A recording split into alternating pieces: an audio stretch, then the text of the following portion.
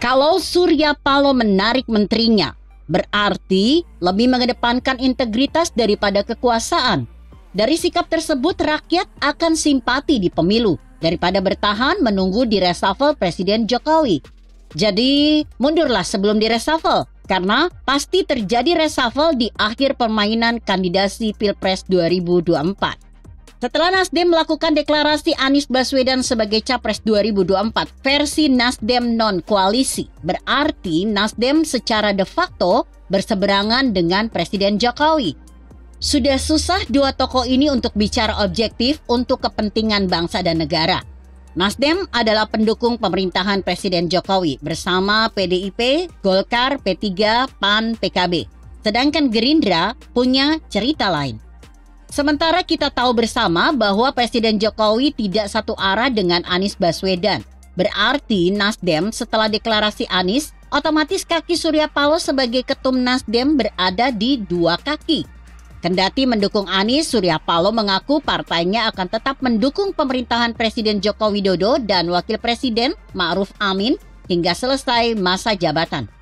Tapi itu hanya retorika politik. Jadi sebaiknya Surya Paloh demi integritas tarik menterinya di kabinet Jokowi Ma'ruf, yaitu Menteri Komunikasi dan Informatika Menkominfo, Menteri Pertanian Mentan, dan Menteri Kehutanan dan Lingkungan Hidup LHK. Karena kalau Surya Paloh bertahan dan tidak menarik 3 menterinya di kabinet Indonesia Maju tersebut, artinya satu sisi berlawan Presiden Jokowi dan di lain sisi tetap mau ambil enaknya. Walaupun Surya Paloh mengatakan masih mendukung pemerintahan Jokowi, tapi secara de facto tidak lagi dan pasti sudah ada jarak antara Jokowi dan Surya Paloh. Kalaupun Nasdem menarik diri dari koalisi Indonesia Maju, tidak ada pengaruh juga jumlah suara di DPR RI untuk mendukung kebijakan Presiden Jokowi sisa kurang 2 tahun lagi. Agar Presiden Jokowi bisa bekerja dengan tenang bersama 3 kementerian yang menjadi jatah Nasdem dan juga Surya Paloh bisa lebih konsentrasi mengawal Anies, maka sebaiknya tarik 3 menteri atau Presiden Jokowi lakukan reshuffle. Mengganggu saja 3 menteri Nasdem ini. 3 menteri ini juga pasti stres bekerja karena panutannya dalam kondisi tidak normal, berseberangan. Potensi asal Bapak Senang ABS sangat mungkin terjadi kepada Presiden Jokowi dan Surya Paloh dari 3 menteri ini. Tentu rakyat yang akan dirugikan.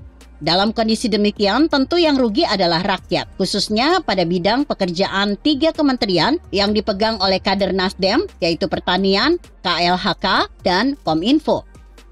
Surya Paloh sebagai ketum Nasdem harus berpikir strategik menghadapi pemilu, bukan saja Pilpres.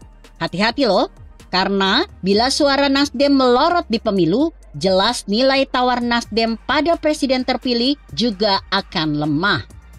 Kalau Surya Paloh menarik menterinya, berarti lebih mengedepankan integritas daripada kekuasaan. Dari keputusan tersebut, rakyat bisa saja simpati pada Nasdem di pemilu daripada bertahan menunggu di reshuffle Presiden Jokowi. Jadi, mundurlah sebelum di reshuffle. Karena pasti terjadi reshuffle di akhir permainan kandidasi Pilpres 2024. Begitu kira-kira. Artikel ini ditulis Haji Hasrul Husin yang disadur dari Kompasiana.com dengan judul Jokowi versus Surya Paloh, Nasdem harus tarik 3 menterinya sebelum di reshuffle.